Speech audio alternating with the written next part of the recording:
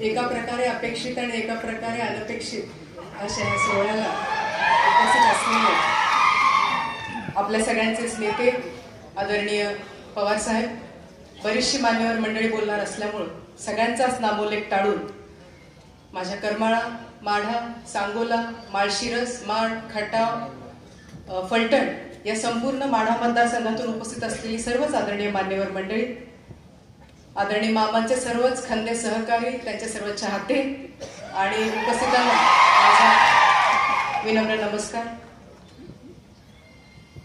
लढाई आपल्या स्टेजवरती बसलेल्याला कोणालाच नवी नाहीये. ह्यातला प्रत्येक जण लढून झगडून मोठा झालेला आहे.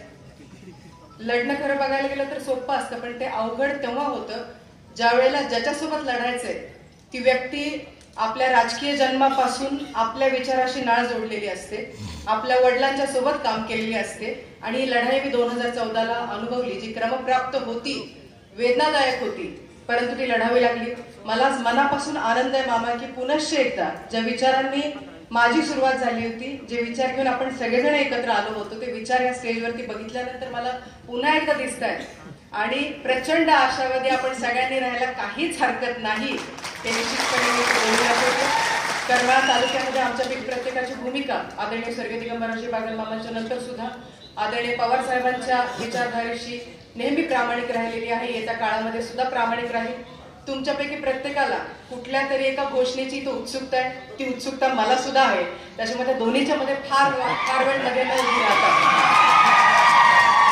एवढं नक्कीच सांगेन की पुन्हा एकदा सोलापूर जिल्ह्यामध्ये माढा मतदारसंघामध्ये साहेब एक गर्जना घुमू द्या, आमच्या मनातला विचार तुमच्या तोंडून एक घोषणा म्हणून येऊ द्या ही विनंती ह्या निमित्ताने करते. आणि 2019च्या लोकसभेच्या निवडणुकीमध्ये राष्ट्रवादीच्या उमेदवाराला प्रचंड बहुमत आमच्या करमाळा तालुक्यातून मिळेल ही ग्वाही निश्चितपणे देतो आणि आपल्या रजा देतो. धन्यवाद.